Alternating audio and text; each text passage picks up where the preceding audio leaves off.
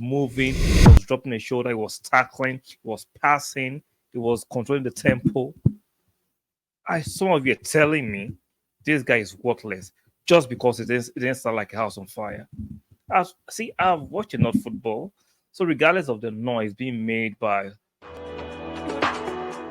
still basking in the euphoria of this fantastic, exotic victory against our Ceylons at the Emirates 6-0. Let's talk about King Kai. Scored at the weekend to give us that victory against Brentford. Had a stellar performance, in my opinion, against our Ceylons from the midfield as a left eight.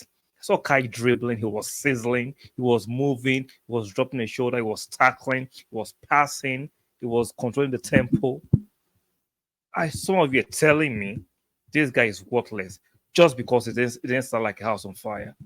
I've watched enough football, so regardless of the noise being made by within the fan group, right? Within Arsenal fans, there are some certain fans who don't like him for no reason, and there are some fans who don't like him because he helps them build their channel and build traction. Not that they don't genuinely like him, but the controversy surrounding him will help them trigger the commercial aspect of their hustle, which is fine. It is what it is. And there are some that don't like him because of Chelsea fans are pushing or promoting that narrative. But for some of us who watch football with a cool head, with a calm head, who have seen enough football, not just the English Premiership, I've watched over 20 leagues. I don't just watch the English Premiership. I watch Brazilian League. I watch the African League sometimes. So I know how to appraise players properly, not just based on some silly stats. Like some of you just apply stats on face value.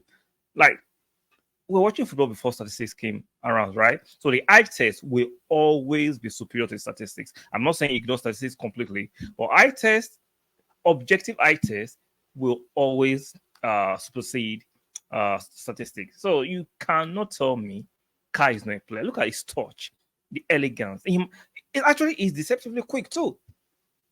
And even though he's kind of lanky, he likes the way he plays the game. He likes to play this game in certain tempo. He's intelligent. Now he can even do the dirty part of the game in a cynical way that most referees don't book him.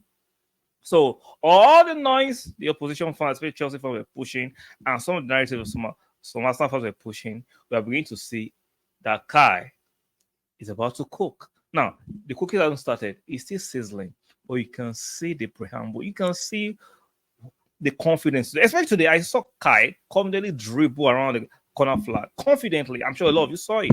That is the Kai that we saw at Bayer Leverkusen. We're about to have the same Kai back. And when Kai is on song, and when Kai gets to that level, oh Lord, oh Lord. Mm, mm, mm, mm. When Kai gets to that level with this Arsenal team,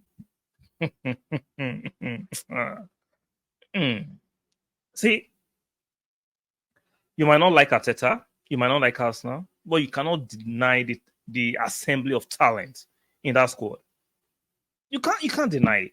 Kai has the technique. He's a good player regardless of narrative, and he has one thing most players don't have the luck of having: availability.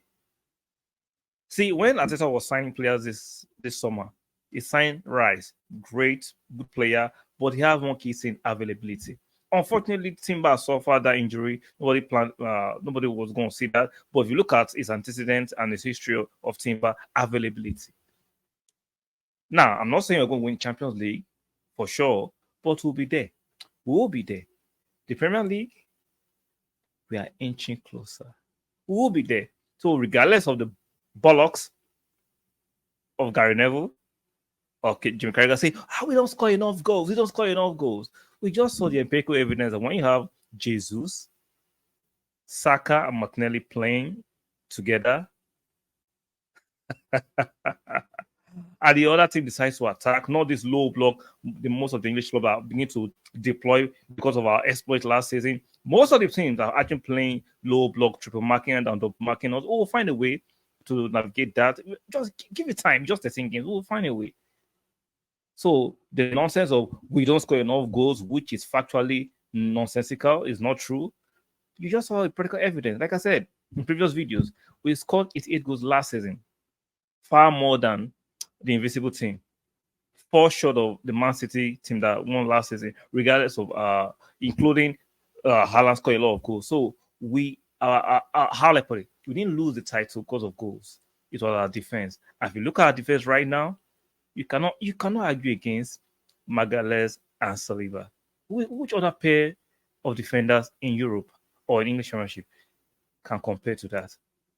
So let me go back to Kai, who is the main topic. King Kai is back, and he's back with a bang. And we're beginning to see the evidence of why Arteta decided to put 65 million pounds on top of Kai. He's still young, he's 24. There's a lot to come from King Kai. So let me know what you think about his performance against Arsenal. Do you think this is just beginning? Do you share my sentiment? Or do you think I'm getting a little bit too excited? Let me know in the comment section. Don't forget to kindly like the video, subscribe, and don't forget to make sure your notification bells are turned on. And I will see you guys on the next one very soon. Bye for now. King Kai.